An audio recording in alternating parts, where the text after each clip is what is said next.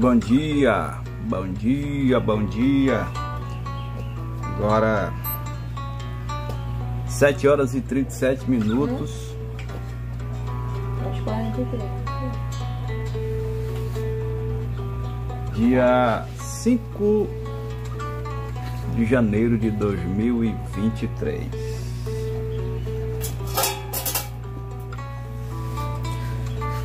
Esse vídeo vai ser rápido, eu só quero compartilhar com você Mateus capítulo de número 4, uma passagem bíblica muito conhecida que trata da tentação de Jesus, fato bíblico histórico muito importante e que agrega e adiciona muito para a vida de todos aqueles que observam esse fato bíblico. Eu quero ser bem simples, bem objetivo. Você que está assistindo, você que vai assistir, compartilhe esse vídeo, faça com que ele alcance mais pessoas. Eu vou ler só o verso de número 1, Mateus capítulo 4, versículo de número 1. Luísa Lúcia Barros Eloy. Pai do Senhor Jesus Cristo, paz.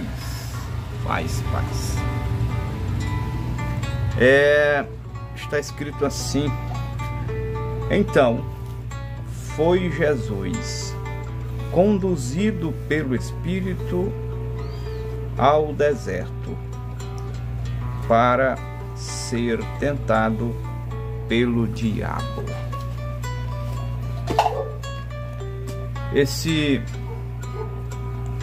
Essa narrativa bíblica, ela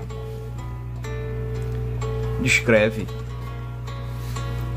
um dos momentos decisivos para o ministério de Jesus. Como ser humano, ele foi testado, provado e nesse texto tentado, o que faz com que a gente tenha em mente não só a necessidade, mas a certeza de nossa constante dependência do amparo de Deus, da ajuda de Deus para o desempenho de quaisquer tarefas que recaiam sobre as nossas responsabilidades. Como eu disse, eu quero ser bem objetivo, quero ser bem claro. Esse é um texto que você conhece demais, Isso aconteceu logo depois do momento em que Jesus foi batizado no Rio Jordão por João o Batizador. E logo que Jesus foi batizado, você já leu capítulo antes, versículos antes do capítulo 4, que o céu se abriu, o Pai falou: esse é meu Filho amado, em quem tenho todo o meu prazer. E o Espírito Santo desceu nesta ocasião na forma corpórea de uma pomba, e temos aqui a presença da deidade. Jesus então entra no deserto. Logo em seguida isso, Jesus entra no deserto, e no deserto ele é tentado por 40 dias. É bastante interessante e proveitoso nós percebermos que a narrativa quanto ao ocorrido no deserto da tentação por esses 40 dias é de apreço e de atenção dos 3 evangelistas chamados sinóticos. sinóticos. Pois nós temos o fato relatado aqui em Mateus, capítulo 4, do verso 1 ao verso 11, e temos também a narrativa em Marcos, capítulo 1, verso 12 e 13. E também temos a narrativa em Lucas, capítulo 4, verso 1 ao verso 13. Mateus dedica 11 versículos do evangelho que traz o seu nome, do escrito evangélico que traz o seu nome, para falar do ocorrido no deserto da tentação, deserto da Judéia. Marcos, como sempre, com uma visão muito mais resumida, mas uma visão cadenciosamente sintetizada, direta, com argumentos precisos, dedica apenas 2 versículos do escrito do evangelho que traz o seu nome. Lucas, como historiador que era, dedicou 13 versículos para falar da tentação do Senhor Jesus. Todo ministério, todo chamado, é regra que ele seja testado, que ele seja aprovado. E o que eu preciso entender isso aqui, isso que é preciso entender, que a ordem dos fatores, Jesus ele foi tentado como homem, como Deus, ele não podia ser tentado. Isso aqui é um testemunho em si da humanidade plena de Jesus. Ele foi tentado como homem. Deus não tentou, porque Deus não tenta ninguém e nem é por ninguém tentado. Isso nos chama a atenção, por quê? Porque esse fato ele pode ser muito bem descrito como provação e tentação de Jesus, porque as duas coisas são distintas, muito distintas. Provação não é a mesma coisa de tentação, embora toda tentação seja uma provação, a provação nunca é uma tentação. Por quê? Porque a diferença que caracteriza ambas as questões é o objetivo. O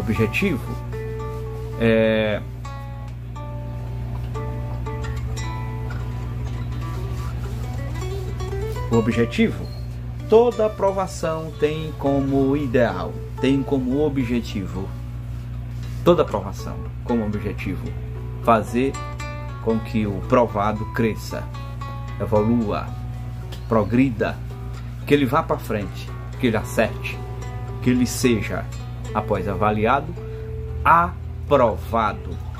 Diferente da tentação, sempre, inevitavelmente e necessariamente, nessa ordem, tem como objetivo fazer cair, fazer pecar, fazer errar e reprovar aquele que é tentado.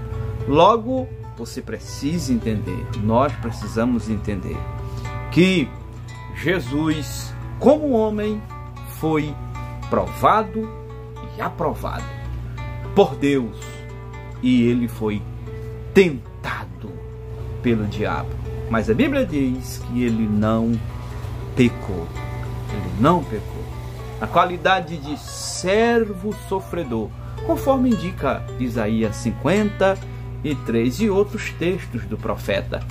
Jesus, servo de Deus, não pecou. Portanto, ele passou ileso diante desse desafio, que, volto a dizer, é um desafio que está à espera.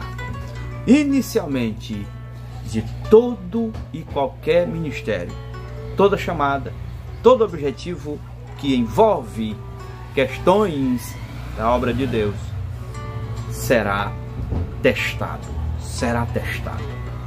Não importa a espécie, o tamanho, a envergadura, o objetivo daquilo que Deus tenha com você ou com qualquer que seja, inicialmente isso será provado por Deus e tentado até. O Mateus, o evangelista, descreve aqui no capítulo 4, como eu disse inicialmente, logo após o batismo do Senhor, que Jesus foi conduzido pelo Espírito ao deserto. É preciso guardar, memorizar, que Jesus saiu do Rio Jordão após ser batizado com a convicção de que ele era o Filho de Deus. E essa convicção, atestada pelo testemunho do Pai, que dizia: tu és o meu filho, tu és o meu filho, meu filho, meu filho. E isso fez com que Jesus guardasse no seu coração a convicção e a certeza de que Deus estava com ele, que Deus era o seu Pai. E assim ele entra no deserto. Você há de perceber que constantemente o arqui-adversário das nossas almas, ele ataca essa convicção e sempre recorrentemente, previamente às tentações, ele dizia: se tu és o Filho de Deus. Sempre a premissa era essa: se tu és o Filho de Deus, se tu és o Filho de Deus. Isso faz com que a gente também aprenda aqui que o ambiente de provação e de tentação, ele é o ambiente ideal para que também a convicção seja testada e atestada. Jesus permaneceu firme na qualidade de servo de Deus e não recuou da sua convicção. Ele não precisaria dar argumentos para fazer com que Satanás se satisfizesse com algum tipo de resposta de Jesus. Jesus simplesmente, pela palavra, contra-atacou as investidas em todas as ocasiões que Satanás o tentou. Pela palavra, está escrito, está escrito, está escrito, está escrito, está escrito. Isso me faz entender que as nossas convicções têm uma base, aquilo que o Pai falou e está registrado na sua bendita palavra.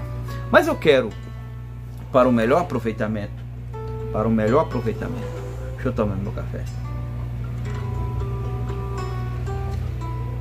Para um melhor aproveitamento, eu gostaria de separar esse versículo 1, que tomamos como a base de nossa reflexão. Eu gostaria de dividir esse versículo em três partes, para que a gente possa absorver o máximo no curto espaço de tempo que temos aqui. Primeira parte. É interessante você anotar. Eu fiz aqui o meu mapeamento das minhas ideias. Muito objetivo. Escute. Vamos direto ao versículo de número 4. Mateus, capítulo de número 4. Diz assim: então, em seguida, depois, falo isso por quê? Porque algumas versões usam a palavra então, algumas outras usam a palavra logo em seguida, algumas versões usam a palavra a seguir. Isso me faz entender de que o ministério de Jesus, ele enfrenta o deserto com a certeza e a convicção de que isso é só melhor dizendo, das etapas de evolução do ministério, de progressão, que Jesus haveria de experienciar a qualidade de servo de Deus, de homem, de ser humano. Abre parêntese porque eu me lembro agora, e é bem interessante você também tomar nota disso. Todas as vezes que você for se referir à deidade de Jesus, o que em teologia é chamado de união hipostática, sempre se refira a Jesus plenamente homem, plenamente Deus. A partir de hoje, não use mais a definição Jesus 100% homem, Jesus 100% Deus. Isso não existe. Jesus plenamente homem, plenamente Deus. Fecha parêntese. Logo, o versículo 1 do capítulo 4 de Mateus está escrito, a primeira palavra escrita é a seguir. Então, isso significa que nós temos aqui a sequência de um fato. Nós temos aqui a progressão de um fato. Logo em seguida, a seguir. Então, isso significa dizer que o ministério de Jesus, ele cresceria, mesmo enfrentando como enfrentou, percalços, oposições, calúnias, perseguições. Mas o a seguir, mas o então, me assegura e me alegra de que não irá parar. Sempre para frente, sempre crescendo, sempre sendo, de algum modo, atestado, divulgado, promovido, conhecido pelo povo, graças a Deus. A ideia que é de que, aplicando isso à minha vida, à sua vida, a nossa vida não é feita de experiências isoladas. A nossa vida não é construída de experiências isoladas. Embora vivamos experiências que devem ser destacadas, seletivas, devem ser colocadas em um lugar especial da nossa vida, da nossa experiência, mas isso não nos impede de viver experiências novas. E, embora em face à tentação, nós temos que ter a certeza de que algo vai acontecer que dará prosseguimento a isso. E você não vai parar aí. Jesus não parou. Se Jesus não parou, acredite que esse princípio também pode lhe alcançar. Nós não compreendemos. E é até difícil de crer e de aceitar. Mas a experiência vivida por Jesus me alegra e me anima, no sentido de que, embora estejamos entrando em um deserto, isso é o que implica na certeza de continuar, de ir para frente, o então tão necessário na vida, primeiro minha e depois de todos os que me ouvem. Primeira parte é então a seguir. Então a seguir. então a seguir. Segunda parte é do versículo de número 1 de Mateus.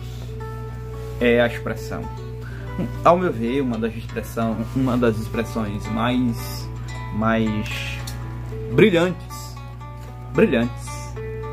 no contexto do ministério de Jesus.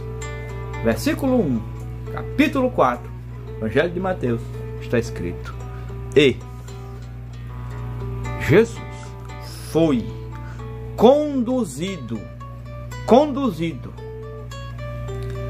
pelo Espírito ao deserto.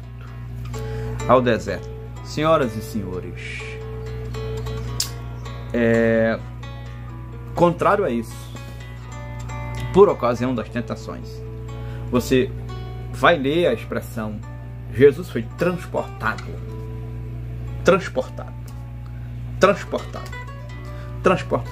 E o que significa isso na prática? A palavra usada em Mateus 4:1 para conduzir dá a ideia de companhia, de direção acompanhada, não de abandono no sentido de mandar e não ir junto. O Espírito conduziu. Conduzir é mais do que transportar. Transportar pode ser de qualquer jeito. Conduzir não. Conduzir significa implicitamente e explicitamente companhia assegurada. O Espírito Santo é a razão, explicação do sucesso do ministério de Jesus. Jesus teve sempre, nos momentos mais difíceis, se é que houve momentos fáceis, mas nos momentos mais difíceis, a companhia condutora do Espírito Santo. Do Espírito Santo. Eu me lembrei de um texto, eu não gosto de citar referência errada, eu vou conferir. Atos dos Apóstolos. Eu não vou citar muitas referências, porque, como eu disse, eu quero ser bem objetivo. Esse vídeo já vai para 29 minutos, eu quero encerrar logo. Atos, capítulo de número 10. Deixa eu ver se eu estou com a referência acertada. Desculpe-me porque eu estou sem óculos e eu estou sentindo muita dificuldade na leitura. E eu fui logo pegar uma Bíblia com a letra pequena. Mas eu acho que é Atos 10:38. Peguei aqui uma Bíblia da letra maior, porque eu preciso conferir isso aqui. Atos 10:38. Já digo se é o versículo certo. É o versículo certo. Como Deus ungiu a Jesus de Nazaré com o Espírito Santo e com virtude, com poder, o qual andou fazendo bem, curando a todos os oprimidos do diabo, porque Deus era com ele. A companhia do Espírito de Deus na terceira pessoa da Trindade fez com que Jesus tivesse sucesso, mesmo em face da dor, do sofrimento, o que representou aqui na prática o deserto da tentação. Então, o versículo 1, capítulo 4 de Mateus, segunda parte, está escrito: e Jesus foi conduzido. Isso me faz lembrar de que quando Jesus estava para retornar ao céu, ao seio do Pai, ele disse: não fique triste, não se apavore, vocês não vão ficar só. Quando eu for, eu vou enviar outro Consolador, o Espírito. Ele ficará com vocês e estará em vós. Me lembro disso porque isso faz com que a gente entenda de que assim como ele acompanhou Jesus ele acompanhará o cristão. Segunda parte, conduzir. Ele não vai só lhe enviar, ele não vai só lhe mandar, ele não vai só lhe dar direção, lhe dar o destino. Não, o que já seria muito bom. Mas, mais do que isso, ele, ao lhe enviar, estará lhe conduzindo.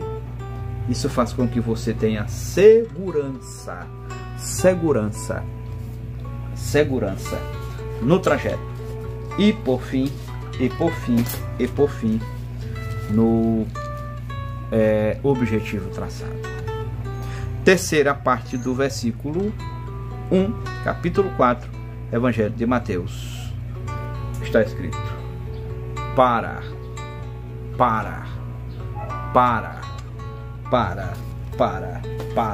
ser tentado pelo diabo. Há alguns que discutem que aqui há uma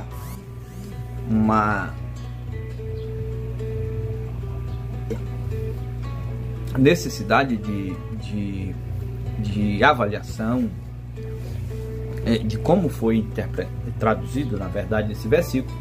Eu não quero entrar na questão, pois o que eu me proponho a dizer é que a terceira parte do capítulo 4, versículo 1 de Mateus, a tentação de Jesus, está escrito para. Isso significa objetivo, propósito. As coisas no reino de Deus não são feitas aleatoriamente. O acaso não tem vez, não tem participação. O acaso não existe. O que existe é propósito. O que existe é objetivo. O que existe é plano. O que existe é razão. O que existe, em muitos casos, é decreto. Objetivo, propósito. Aliás, palavra propósito tem muito a ver com Deus e com os seus servos, pois os propósitos de Deus são incríveis. Fogem muitas vezes da costumeira realidade vivida pelos terrestres, pelos seres humanos. Eu anotei aqui 3 coisas interessantes sobre o propósito de Deus. 3 coisas interessantes sobre o propósito de Deus. Primeiro, misteriosos. Segundo, desafiadores. E terceiro, inevitáveis. Os decretos de Deus, os propósitos de Deus, eles são misteriosos. Os decretos de Deus, os propósitos de Deus, eles são desafiadores. Os propósitos de Deus, as promessas de Deus são inevitáveis. Como eu disse, eu não quero citar versículos.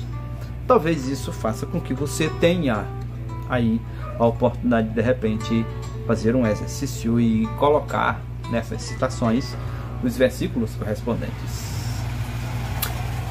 Inevitáveis, mas esse eu vou citar. Jó, capítulo de número 42, primeiros versículos, está escrito: os propósitos de Deus são inevitáveis. Ninguém pode impedir. Senhoras e senhores, amigos e amigas, espero que você, após assistir esse vídeo, se sinta incentivado no sentido de se debruçar sobre a Bíblia, estudando-a com dedicação, objetivamente, é claro, para fazer com que isso adicione à nossa vida frutos permanentes. E dedique tempo, atenção, esforço até para estudar. Mateus capítulo 4, versículos de número 1 até o versículo de número 11. Tem muita coisa interessante aqui. Forte abraço e até a próxima, se Deus quiser.